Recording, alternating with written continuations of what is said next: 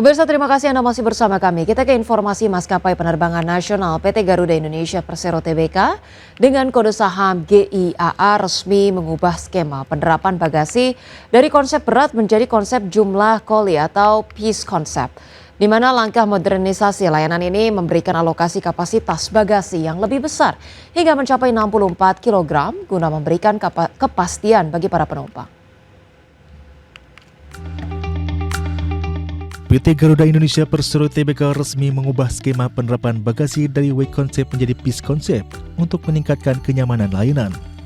Direktur Transformasi Garuda Indonesia Neil Raymond Mills menjelaskan bahwa kebijakan baru ini berlaku untuk tiket yang diterbitkan mulai 1 September 2026.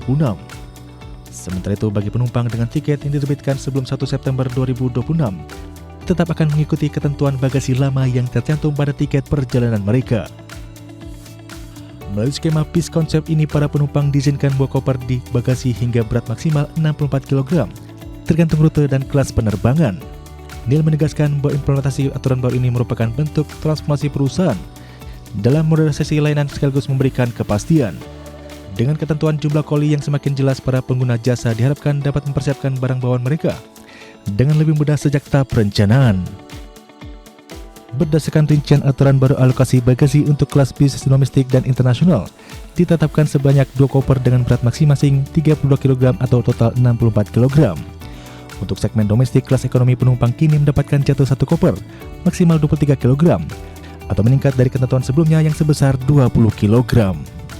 Sedangkan untuk kelas ekonomi internasional, pengguna jasa mendapatkan alokasi bagasi sebanyak 2 koper dengan berat masing-masing 23 kg atau dengan total mencapai 46 kg.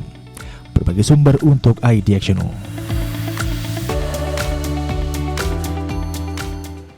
Pemirsa, PT Waskita Beton Precast Tbk atau WSBP hampir menyelesaikan pemenuhan kebutuhan beton precast untuk proyek Jalan Tol Serang, di mana hal ini merupakan bagian dari proyek strategis nasional. Penyelesaian suplai ini diharapkan memperkuat kinerja operasional perseroan sekaligus mendukung percepatan pembangunan infrastruktur dan pertumbuhan ekonomi nasional. Perseroan telah memasuki tahap akhir pemenuhan kebutuhan beton precast untuk proyek Jalan Tol Serang Panimbang Seksi 3 Fase 2 Paket 3. WSBP dipercaya menyuplai 8.032 batang spoon pile dan 1.517 lembar half slab. Kepercayaan ini menegaskan posisi WSBP sebagai penyedia material beton precast bagi proyek infrastruktur nasional. Penyelesaian proyek tepat waktu menjadi bagian dari strategi menjaga kepercayaan pelanggan. Seluruh produk beton precast diproduksi sesuai spesifikasi teknis dengan pengendalian mutu pada setiap tahap produksi. Perseroan juga menjaga ketepatan waktu pengiriman agar selaras dengan kebutuhan konstruksi di lapangan. Strategi tersebut mendukung efisiensi proyek sekaligus memperkuat daya saing WSBP di industri precast. Pendekatan ini menjadi nilai tambah dalam mendapatkan proyek baru. Hingga saat ini, WSBP telah merealisasikan suplai 7.908 batang spoon pile atau 98,46% dari total kebutuhan proyek. Sementara suplai half slab telah mencapai sekitar 71% sesuai tahapan konstruksi. Keterlibatan WSBP mendukung penyelesaian salah satu proyek strategis nasional yang memiliki dampak ekonomi luas. Infrastruktur ini akan meningkatkan konektivitas dan efisiensi logistik di Banten. Jalan Tol Serang Panimbang diharapkan memperlancar akses menuju kawasan ekonomi khusus Tanjung Lesung serta mendorong investasi dan pariwisata. Bagi WSBP, keberhasilan proyek ini menjadi referensi penting untuk mengamankan kontrak baru di sektor infrastruktur. Perseroan terus berkomitmen memberikan solusi beton precast berkualitas bagi berbagai proyek nasional. Strategi tersebut diharapkan mendukung pertumbuhan kinerja dan pendapatan perseroan secara berkelanjutan. Berbagai sumber IDX Channel.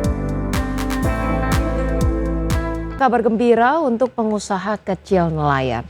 Pemerintah menetapkan harga khusus bahan bakar minyak bagi pengusaha nelayan yang mengoperasikan kapal berukuran 30 hingga 200 gross ton sebesar 15.000 per liter. Kebijakan ini untuk membantu menekan biaya operasional sektor perikanan di tengah tingginya harga BBM.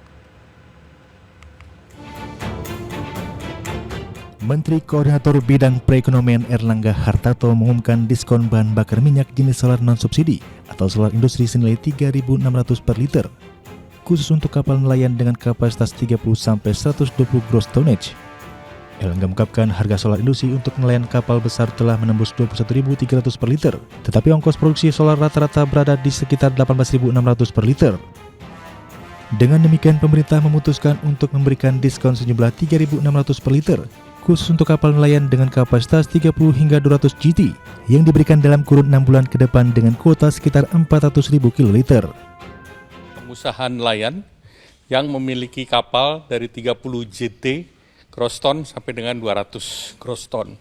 Nah, arahan Bapak Presiden, karena kita lihat harga daripada P50 itu yang khusus untuk nelayan di bawah 30 JT kan sudah diberikan di 6.800. Kemudian harga BBM yang non subsidi itu kemarin sempat melonjak ke 21.300, dan karena pengusaha nelayan ini perlu diberikan harga kekhususan, tadi dibahas bahwa harga yang disepakati adalah di harga Rp15.000 per liter.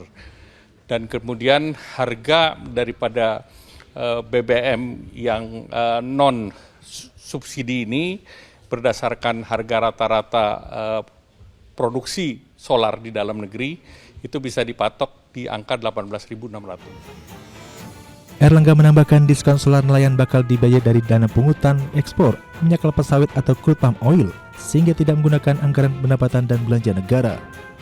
Erlangga juga menjelaskan Badan Pengelola Dana Perkebunan selaku pengelola PECPO memiliki dana yang cukup untuk menjalankan program biodiesel B50 dan memiliki dana yang tak terpakai. Erlangga menyebut BPDP tak mengelontorkan subsidi untuk program biodiesel B40 selama beberapa bulan. Terlebih disparitas harga keekonomian solar dan biodiesel menyempit sehingga tidak dibutuhkan insentif. Tim Liputan IDXNO. Pemirsa, Menteri Energi dan Sumber Daya Mineral Bahlil Lahadalia memastikan siap menindaklanjuti arahan Presiden Prabowo Subianto terkait pemberian harga khusus bahan bakar minyak bagi pengusaha nelayan yang memiliki kapal berukuran 30 hingga 200 gross ton. Bahlil mengatakan pembiayaan dukungan harga BBM tersebut tidak menggunakan anggaran pendapatan dan belanja negara pemerintah, juga akan memastikan pelaksanaannya tepat sasaran. Ia menjelaskan titik penyaluran BBM akan ditetapkan melalui koordinasi dengan Menteri Kelautan dan Perikanan Sakti Wahyu Trenggono guna mencegah penyalahgunaan kebijakan. Menurut Bahlil, kebijakan tersebut bertujuan untuk memberikan kepastian bagi pelaku usaha di sektor perikanan yang terdampak tingginya harga BBM. Bahlil mengatakan harga khusus sebesar Rp15.000 per liter diharapkan dapat membantu biaya operasional nelayan yang menggunakan kapal berukuran 30 GT hingga 200 GT.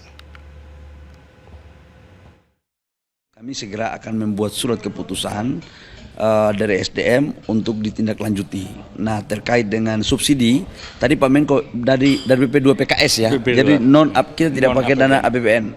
Kita pakai dana dari BP2 PKS.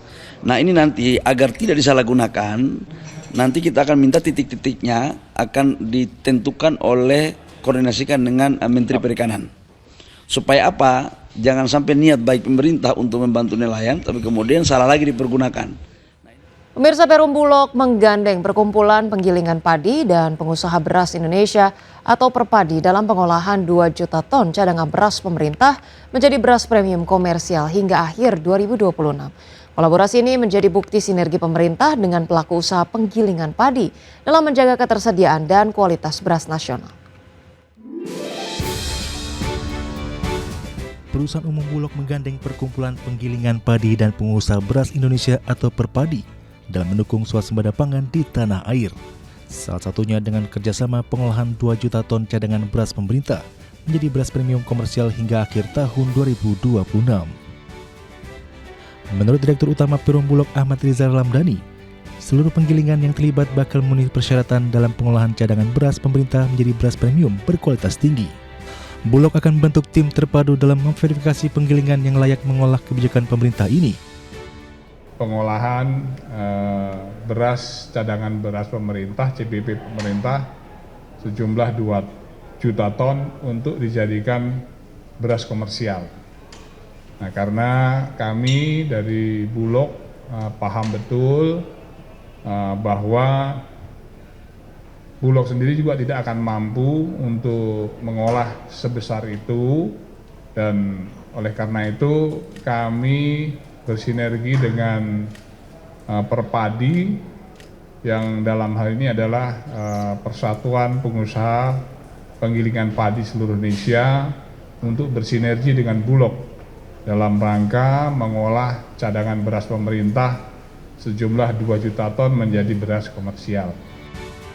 Ketua Umum Perpadi Sutarto Alimuso menyatakan pihaknya bakal mendukung pengelolaan cadangan beras pemerintah menjadi beras premium sebagai bagian dari penguatan ketahanan pangan nasional.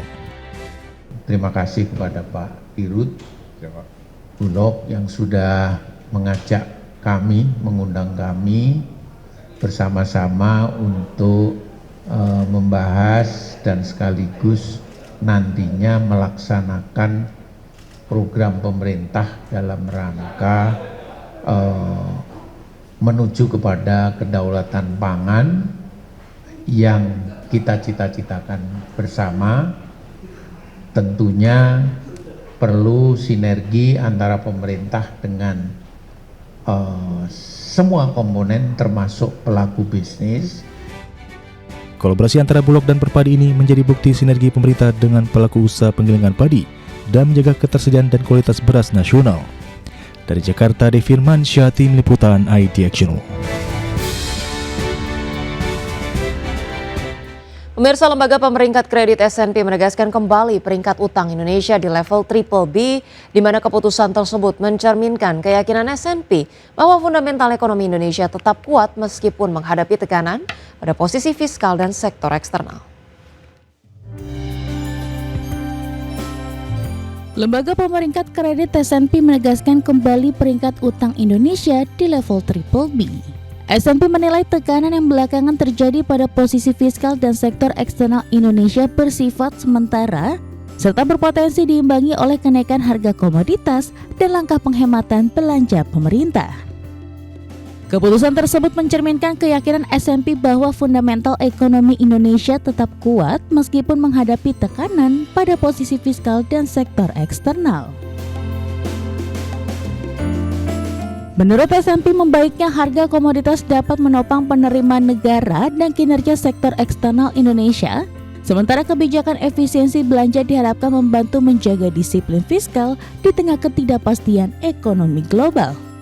Keputusan mempertahankan peringkat kredit Indonesia di BBB yang berada pada kategori investment grade menjadi sinyal positif bagi investor.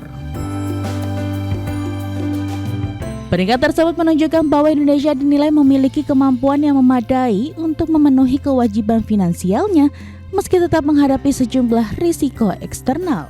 S&P menilai kombinasi dukungan dari sektor komoditas dan upaya pengelolaan fiskal memberikan bantalan yang cukup untuk menjaga stabilitas perekonomian nasional. Berbagi sumber, IDX Channel.